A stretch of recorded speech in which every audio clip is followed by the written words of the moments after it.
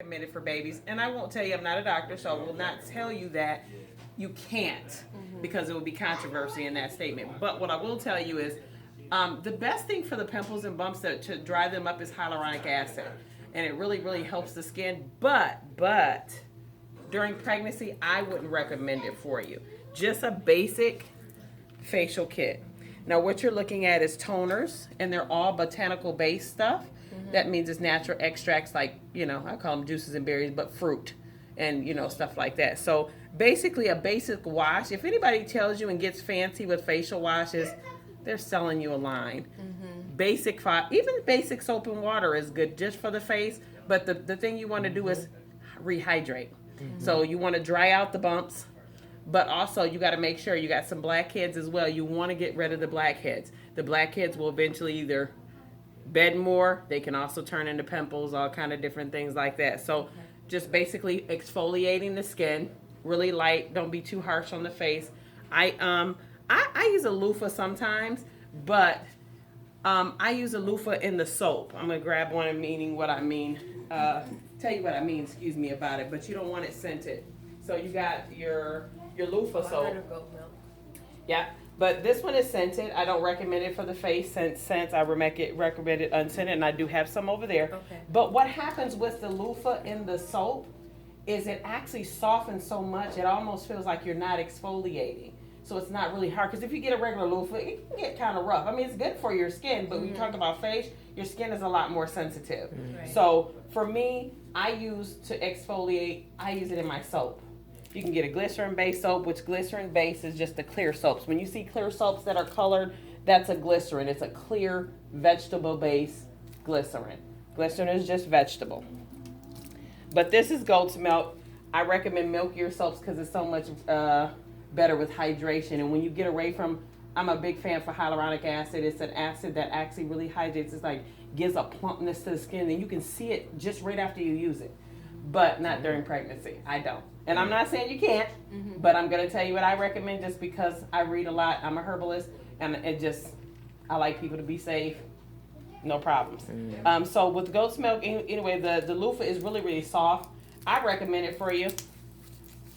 You can use it all over the body, but, face, just exfoliate really well. You don't have to exfoliate every day. Once a week is good enough. You don't want to pull too much of the skin, but the dead skin needs to be removed.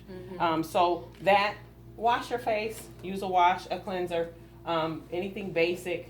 This is a great little kit. Most people buy these and they love them. They come back and they don't even buy them. They don't even come in a bigger bottle. Well, because you won't find much facial kits out here that are really big. And it's the reason why is because you want to try it. Right. Now, I can make bigger bottles. I Yeah. will. But I don't recommend bigger bottles because this lasts a very long time. You shouldn't use much. The face is not big. A couple drops. See, people go, shh. Yeah. Oh, yeah, that's like me. Body wash and stuff is so overly rated to be used. Yeah. We use too much. Yeah. That's why people use them on wash rags. And I'm going, Do body they? wash was not created. Wow. You waste it. Because how long will it take you to soap up a rag with Whatever. with the soap? I mean, some of them are a lot more, creamier than others, and you can get that lather, but you're wasting a lot of the product itself, and you could be using it. And this stuff can get expensive. So you don't need but a drops of these things. Don't go crazy. Okay. You don't have, you can. It's your face, but this should last you a month. Okay. It should. Even if you use it every day, you should need a couple drops on the fingertips. Make sure your hands are always clean when you're messing with your face. Don't touch your face too much. The phones, think about your phone. Sanitize your phone before you put it on your face. Everything that touches your face. And it's the face, I think the face mask too. Oh, that's it's been definitely- That's been a big yeah. trend with a lot of people. And I've been facial using disposable, and it seems Doesn't like matter. it still get worse. Yeah. Because what we're doing is rubbing and irritating In the skin. Sometimes pimples and stuff also comes because it's irritated. Yeah. In this area. I know a lot of times when I wear my hijabs and up under here, anything that rubs, I have to take extra care of it because you will see a pimple line start to become because everything seems to be drawn Constriction, around yeah. things that rub. And then you get worried about, when you wear, people get boils and cysts, because of friction. People that don't have an issue with that. I'm not saying that would be your situation, but just in general, just having a conversation about friction, things that you can't breathe. The skin can't breathe well. Right. You know, so it's like we're masking it, and you know, and then you got to think about the air, the pollen in the air and stuff like that falling on the skin. When the skin is most sensitive, when the pores are open, some of your pores are open here, and I can see them. Things are coming in. We need to close them. So after we open, exfoliation opens the pores, but then we need to close them.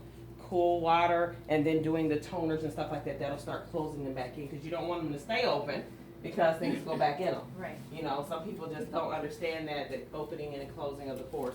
So basically, just basic stuff like this. You can buy it individually, and I can always accommodate you and actually buy, make you bigger bottles. Yes. I do custom stuff for people. This is just stuff that I sell every day. I do custom stuff for everybody. Certain people have certain things like psoriasis and eczema. That's my next thing. You have psoriasis? Eczema. That's something I say that looks like eczema. Yeah, I don't know psoriasis. Oh my, It's psoriasis eczema. is another skin disorder. Yeah. And it's really, really basically an attack of the immune system. Mm-hmm. Oh. And so it's really, really bad. Some people, I mean, it's a hard situation to control for the person. So even diet is affected by eczema. Yeah. And also with psoriasis. They're similar, but they're different. I would recommend staying away from scented items. If you have eczema, staying away from scented lotions, soaps, please. And she loves those. I do too. I do too. But they're not good for the skin. You don't know what fragrance is irritating the skin. Eczema doesn't like something, you're gonna know. And it's gonna show in the body. You know, my grandkids suffer from it so bad.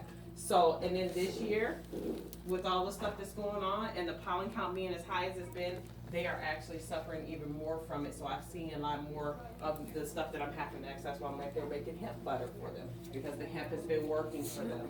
So the hemp seed and the shea has been like a powerhouse for them. So that's what I'm back there now, and I'm getting those butters together right now to put back on the floor because they've used it. But yeah, so yeah, well, we want to make sure this is unscented. So if you want this, I would really recommend you stay in unscented. These are where everybody with skin issues or just very sensitive skin come to this section. This is unscented.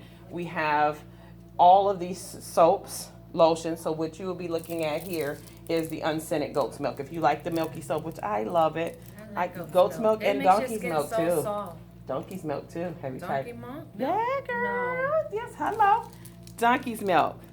I never had. So which one is better? Well, I don't say there's a difference. Everybody's going to be different. So I like them all. I like any milk soap, any kind of milk that you can, even like coconut milk, even though it's not a real milk, the moisturization you get from a milky base type of substance, of course, this is coming from an animal. So this is going to be more of nutrient, because remember what's in milk. Milk is a nurture for the what? The baby, the animal's child, you know, baby, whatever. So you're gonna get more nutrients from it. Yeah. Difference, you know, than the coconuts and the almonds, milks, because they're not really Because good. I don't drink cow's milk. Right. So It's not good for you anyway. Yeah. It's hard on the digestion system, and you don't bleach it. So it's not even milk. If you see the milk that actually comes from the cow, we're not getting that. We're getting bleached product. Yeah. They're processing it, you know, they're using the fat base of it. and then Taking they're all the good bleaching stuff from to it. make it. Because if you see cow's milk, you didn't drink that. Yeah. You got it like pus. Yeah, it's so Pus thick. blood, you know. Right. So, but anything, you know, I have shea body wash. I've designed a lot of different things. A lot of the soothing oats lotion. Oats is good for your skin. When you have the breakouts, take some actual oats. You can take like oatmeal. And then you can actually put it in your bath and all kind of stuff. You can put it into it really will calm that down. Like you see how red it is? You want to get rid of the red. That means I'm sweating.